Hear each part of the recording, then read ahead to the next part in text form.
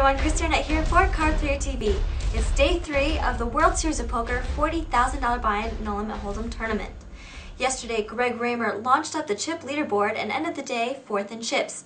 We got to catch up with him before play started about his tournament and the turning point. Tell me how yesterday went and how you accumulated so many chips. Yesterday was not a typical day, really. I mean, you know, it wasn't like, in fact, it was funny because I was talking to some friends earlier and I was realizing that on day 1 and 2 in this tournament, I don't think I've ever made better than 2 pair. Wow. And most of the time that's been 1 pair on the board. Mm-hmm. So it's like, I have not really made any big hands, but I've been getting good enough hands at the right time when it's a big pot. Just simple things, you know, like my good friend Humberto Brenes, his short stack shoves in from the button. I have 2 9s in the blind, so I call, he has a 7. You know, and it holds up. So boom, there's a couple 100,000 chips. You know, a guy who's moderately short stacked re-raises all in. I have ace king, easy call. He has king queen. I win that. The big pot was against Steve Zolotow. That one was not straightforward the way I played that hand, but certainly, sure. There's basically one guy at my table who I had no prior knowledge of before the day started. His name's Neil Chris. I've since learned he was the bubble boy last night. Very unfortunate hand for him. But in this pot, he is raised to 35,000. I'm sitting right behind him with ace king, and I flat call. Partly because now if someone raises behind me, maybe I might choose to come over the top, depending upon the situation. But also if no one re-raises, that's fine. If I miss my hand, I'm out 35,000. I fold. If I hit my hand, probably no one gives me credit for that pair with that kicker. One question, were there players behind you to act that might go for a squeeze looking like you might be just calling his raise weak in position? Absolutely. There's a couple of, younger guys, internet players, and the squeeze is a great play. I mean, and even when you know that the other guys know you're doing a squeeze, they also know that you might have been dealt a big hand this time too. And that's part of the reason you're looking like a squeeze, because you want to look like a squeeze now that you've got 2 aces. So there was definitely a couple of guys that might have squeezed, but it's not like it's some disaster. I mean, if you have 2 aces and you slow play and you end up in a 5-way pot, then that can really be horrible, because there's no flop that you can just easily say, okay, fold. You know, yeah, if it's bet raise all in, you can fold when you haven't improved, but if it's just one guy betting, then no matter how ugly the flop looks, you can't just easily say, okay, this is a clear fold. You still might have the best hand at that point. Whereas when you miss ace king and someone bets, no matter what the flop is, you can just say, okay, fine, I didn't raise, I didn't define my hand, I'm going to lose some chips, let's go. So you get rid of the hand real easy in that spot. What happened in this case is that then Steve Zolotow from the blind raised 100,000 more. So just under a pot-sized raise, very standard re-raise amount. The player to my right clearly wasn't thrilled with this. It was very obvious that he wasn't looking for that. He did not possibly have 2 aces or 2 kings. He definitely had a medium strength hand and eventually called. And then I went all in for about 700,000 more. Thinking that that was some dead money in the pot, even if Steve was strong? Well, it's like, I know Steve has a real hand. There's no way he's messing around. He's not squeezing with suited connectors or anything like that. But I'm also pretty sure that Steve might re-raise there with some hands like 9s, 10s, jacks that he'll now fold for sure to my re-raise. And if I run into aces, of course I'm completely screwed. But anything else, I've got 30% equity or better. So it just didn't feel to me like Steve had aces. And what was his stack compared to yours? Were you risking all your stack? No, I probably have like 1.6 million chips to start this hand. And Steve probably has 800,000 and change. Okay, so you knew you would have some leeway in case you did lose the pot. If I lose the pot, I still had an above average stack. I still had like 800,000 at a time when the average player had 6. But that really isn't a big part of my thinking. When I play tournaments, my mindset is really more like a cash game mindset. In other words, I'm trying to win chips and avoid losing chips simultaneously, just like you would in a cash game. So even if this had been all in for me, and I had slightly less than Steve, if the play is correct when I have more chips than Steve, I think the play has to be correct when I'm slightly out-chipped by Steve. If it's the right play, it's the right play for those reasons, not because I'll still be alive in the tournament.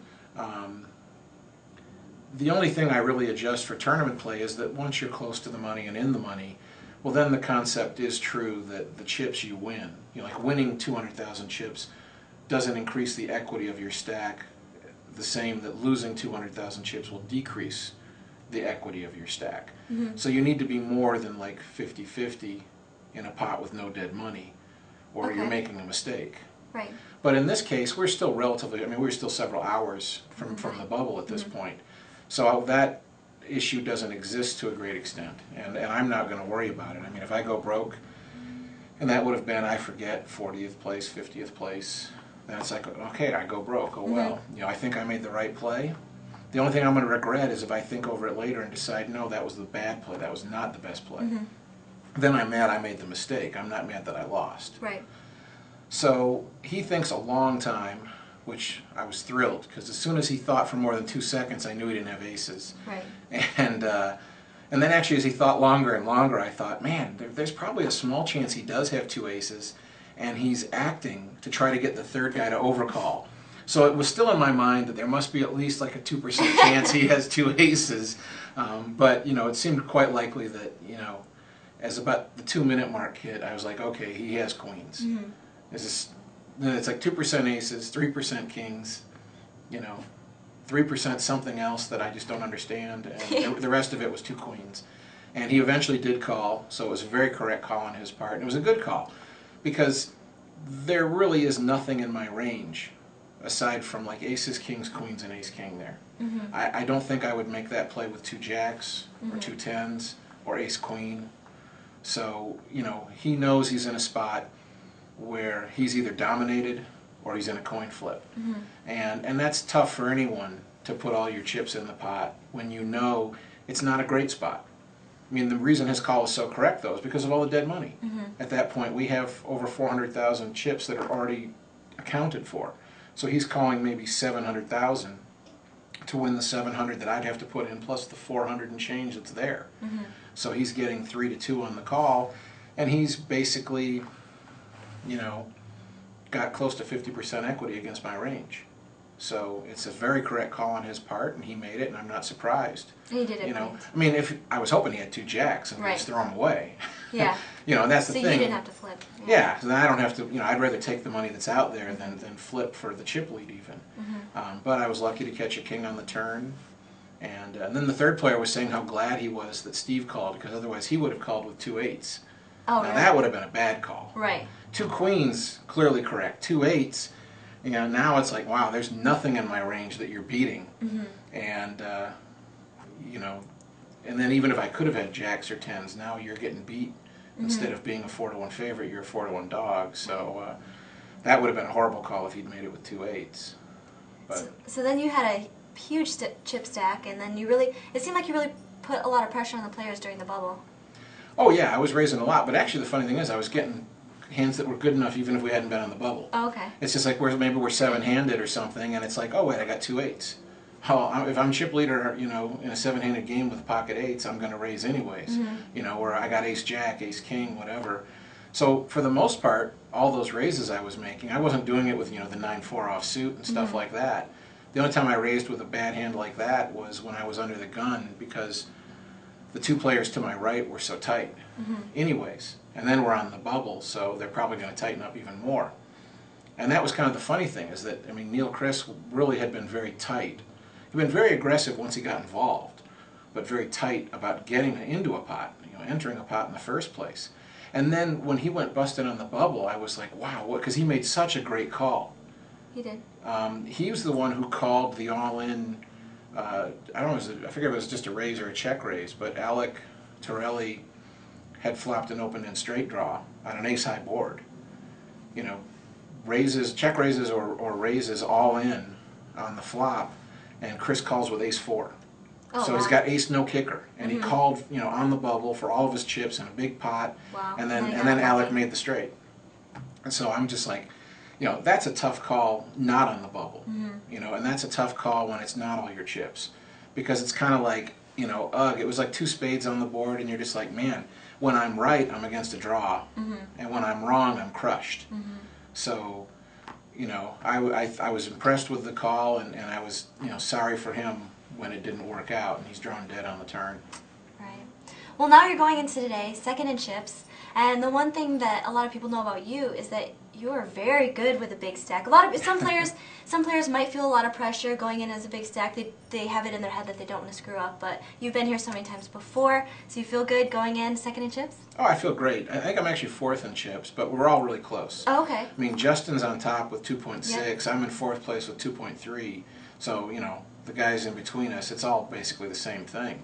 The real interesting dynamic today is going to be the fact that of those 4 chip leaders, 3 of them are at my table. So I have Justin, Ted Forrest, and myself all sitting there with approximately equal stacks. I mean, basically, as soon as one of us wins or loses any pot, then he's potentially moving ahead or falling behind the other 2. So it doesn't even have to be a significant pot. It'll just be I raise, you know, you call. If I win, then I've gotten past Justin and Ted. You know, and if Justin or Ted loses a pot, they'll be behind me, even if it's just an irrelevant little pot. So you know, we're basically tied. One really short stack at the table, and we all kind of are like on the 3 corners, so to speak. It's not like one of us has great position on the other 2 all the time. We're pretty evenly spaced out. And of course, you know, Ted's, you know, an amazing player, tons of creativity, lots of, you know, atypical plays by him. And as history has shown, he's right more often than he's wrong with those unusual plays. Justin's, you know, just a great solid player. He learned how to play, you know, essentially perfect basic strategy for No Limit Hold'em starting online, and, you know, mostly plays live nowadays, I believe, or at least plays a lot of, you know, plays a ton of the live tournaments. Yep. You know, and seems to have a great talent for the live game as well. So it's not like I've got 2 chip leaders who I know I can get it in good against. I mean, if I play a big pot against either of them, you know, if I have the nuts, then it's just lucky that I cold deck them. They probably have the second nuts. Yeah, they're not going to be. It's not going to. None of us is going to, you know, really donk his chips off to the other. So if we play a big pot, then it's almost, you know, even if it turns out one of us is a huge favorite, it was still kind of a coin flip in the sense that the guy who was way ahead was just lucky that he was the one who was way ahead in this cold deck. Right. All right. Well, good luck today. Thank you so much. Christiana with Greg Raymer for Card3 TV.